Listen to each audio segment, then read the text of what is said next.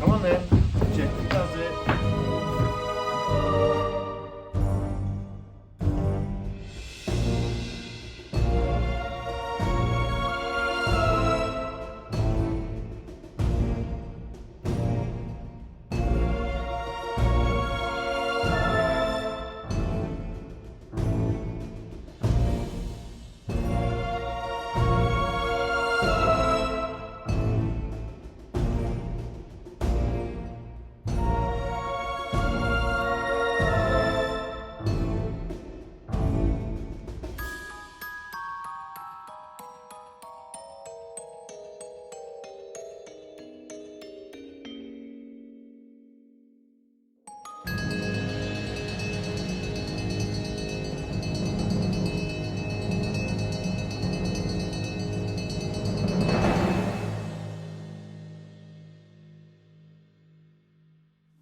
Hello everybody and welcome to another Magical Moon video, and I'd just like to apologise for being away for quite a while.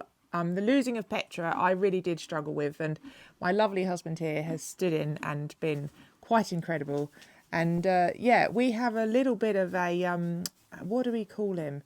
A curveball, I think can be the only way to describe this situation.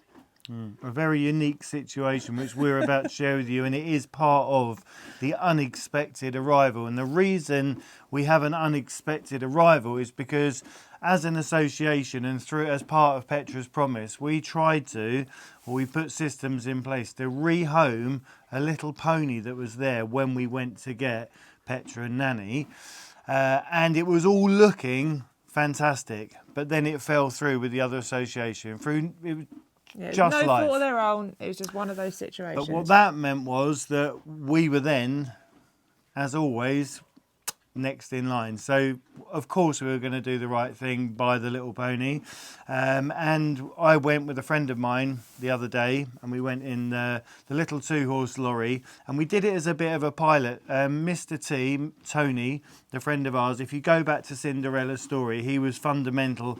He donated money to get her, and then he's become a very good family friend. But he came very kindly to drive the lorry and just do a bit of a pilot run, so that if Jenny or I cannot get to a situation or we're otherwise engaged, that he's quite happy and he's prepared. He's offered his services to be part of the team to go and do that part of it. So if we ever got any situation or horse needed to go anywhere, or we need to pick a horse up, he's done the trip. And the best bit was obviously we recovered the unexpected arrival. So the unexpected arrival is named now, thanks to our lovely Patreons, Captain Jack Sparrow. And you're going to see why, because this pirate has without doubt commandeered our family and our home. And I think if we take a little step back, you will see the very tiny, I don't like to call him a problem, because he's Nick's problem. And yeah, I think you guys are going to enjoy what you're going to see, because Captain Jack Sparrow, or Jack as I'm sure he's going to be known, is a 21-year-old stallion. So it's probably the last thing that we needed here, to be completely honest. But he is, let's just say, he's gone off the rails slightly. So he's slightly naughty.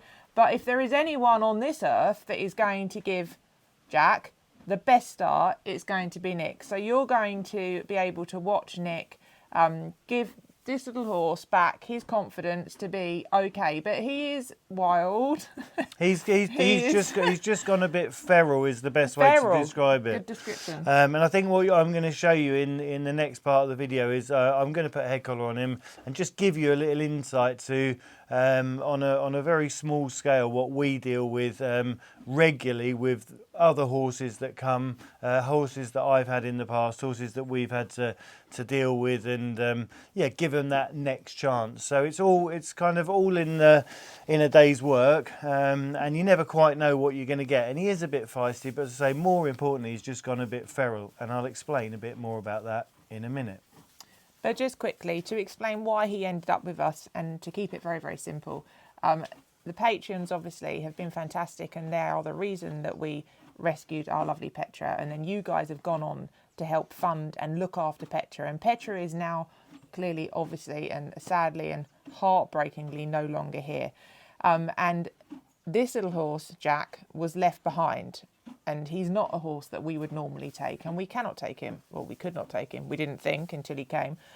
And what happened was, we, on behalf of the patrons, we paid the fee for Jack to go to a home that were ready to take him. And unfortunately, as we said before, there was through no fault of their own, they couldn't take him. So the long and short of it is, he has ended up here. And yeah, I think he's going to be a challenge, and I think he's going to be an interesting story. And I think you're going to get to see Nick being the true horseman that he is, with a very, very tiny, yet feisty little man. So enjoy the video. He's got all the beans. He's got more than beans. Oh my goodness me. Let's do it. So watch this space.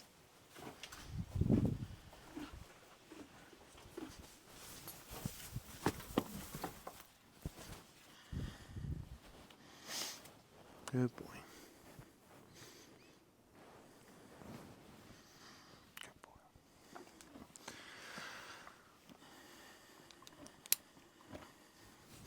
boy. Okay, good boy.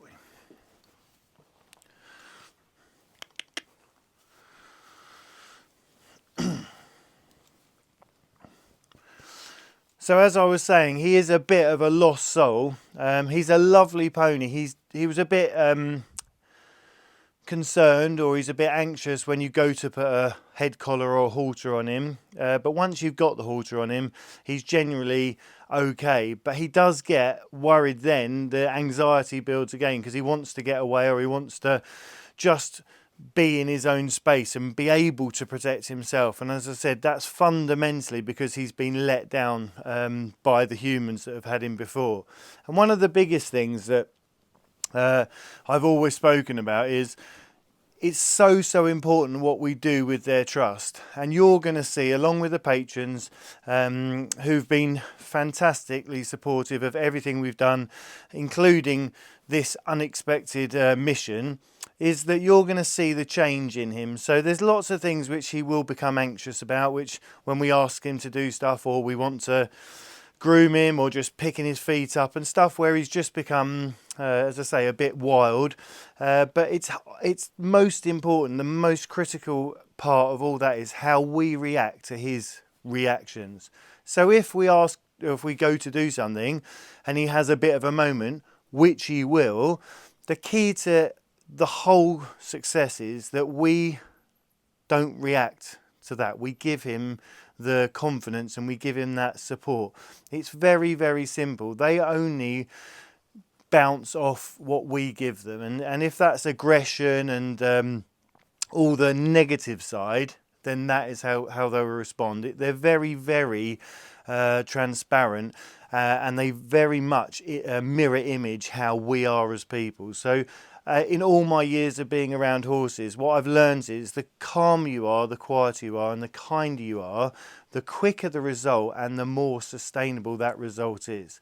So when they have a wobble and they're panicked or something happens, we're the people that need to be there for them. I'm the person that's there for him, saying, it's okay, it doesn't matter, it's going to be okay. And then he might have another wobble and I'm still there saying, it's okay, it's going to be okay, it'll be fine. And you'll see a little bit of that when I start handling him, or if I start to try and touch his legs, because as I say, he's just gone a bit protective, and that's to save himself. And horses are very much fight or flight, and it's all about that survival. So I need to just let him know that I'm his friend, that no harm's going to come of him, and that it's all going to be all right. But as I say, if he does have a moment, which he will, and I'm sure we'll share that with you, it's how I react to that. So I'm not going to scream and shout and throw my arms in the air and go, oh my God, what's happening? Or anything. I'm just going to carry on quietly and calmly going about what it is that I need. And I think one of the most important things of it all is, the question we all need to ask when we're dealing with animals is what I'm asking them reasonable, and can they cope with it? And if the answer to that is yes, then there's no reason why it shouldn't happen. So they might be worried or concerned, but if it's a reasonable question and you're not asking anything out of the ordinary, then it will come, but you have to be calm and consistent. So I'm just going to show you a little bit of where we might run into issues. I need to check him over. He has got a little bit of a cut on the side on his rib cage, which Jenny's concerned about. So I need to just have a feel of that. But I'm just going to put my hands over him and just see what he does. Good boy.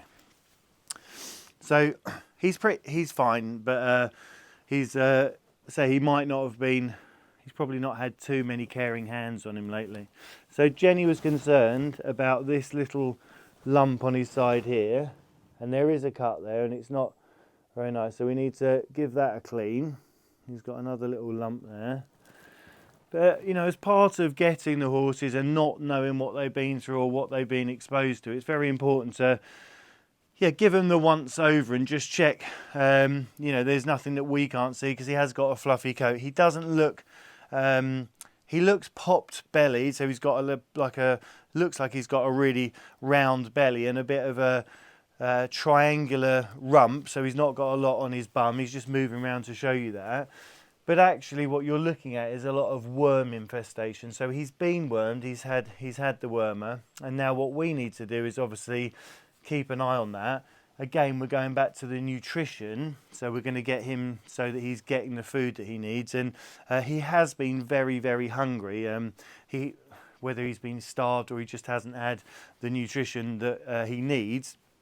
So we're on that as well. But I'm just going to check down here, because this is where his cut is on his front.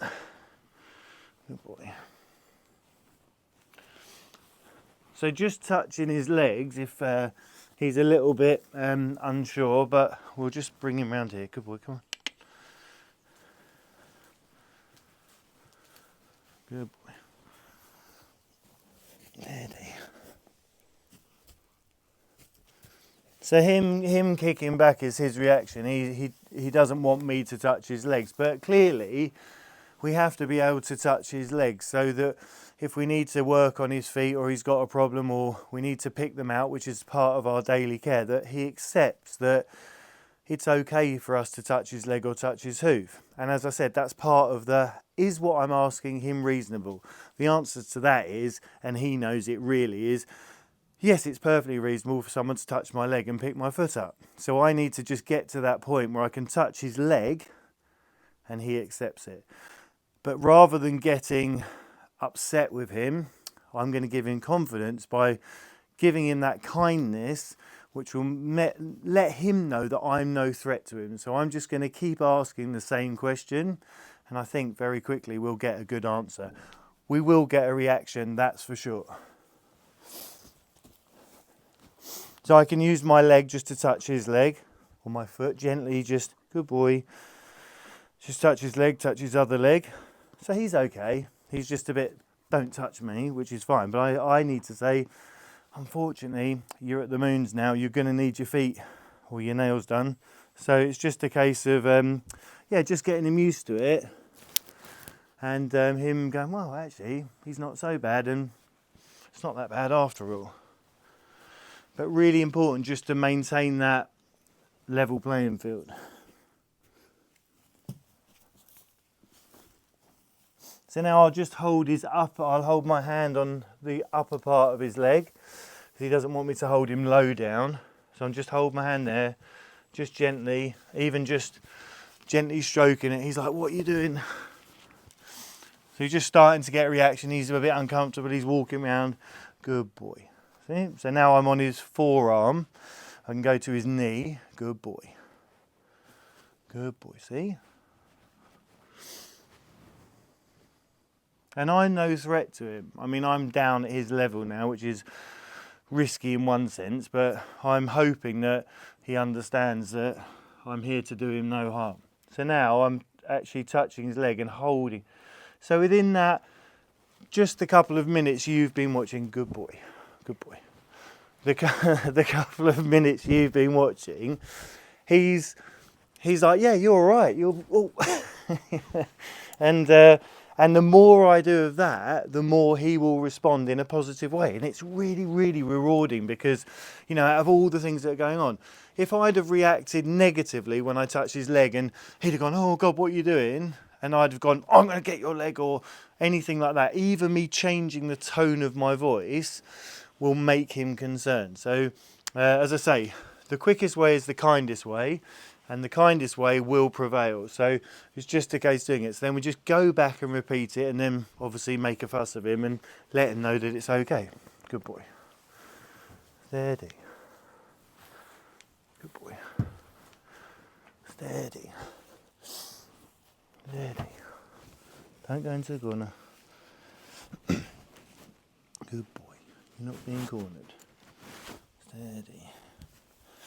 So he's kind of cornering himself because he's walking back, he doesn't like it. I don't want him to get in the corner, so I'm just going to lead him back to over here so he doesn't feel like he's trapped, because then he might rear up, which he has a tendency to do. Good boy, steady.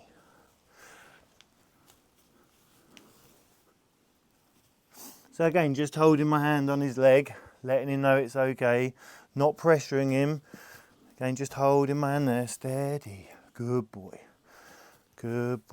steady, steady. There you go. We have a boy, this one, good boy. So it's, good boy, that'll do.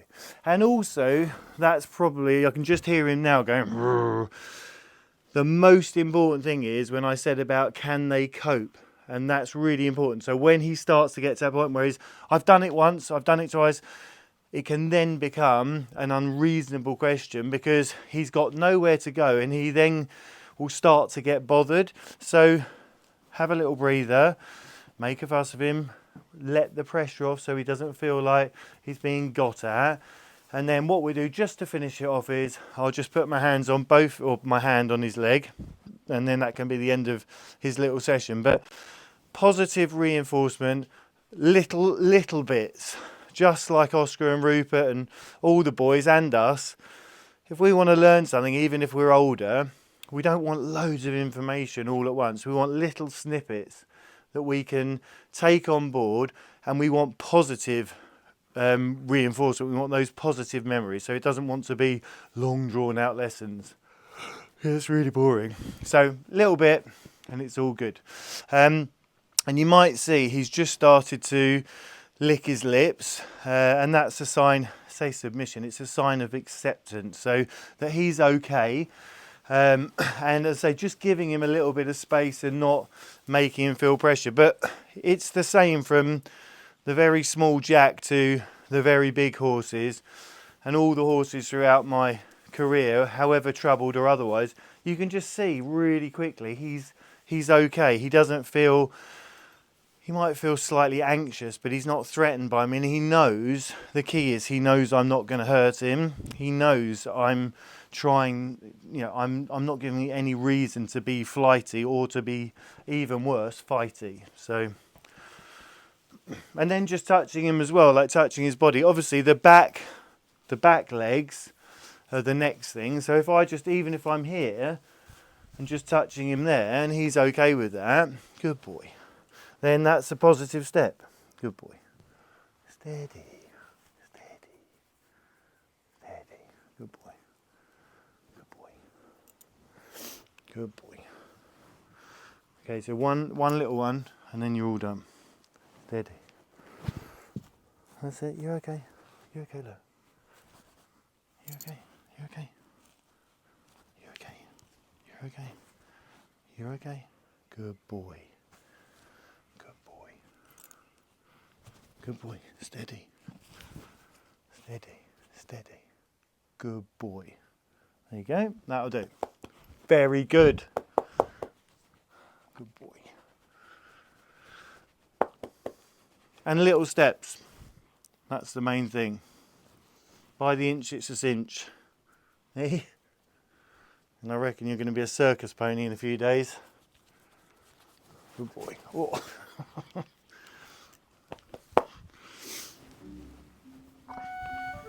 Good boy. Need to get you some mints.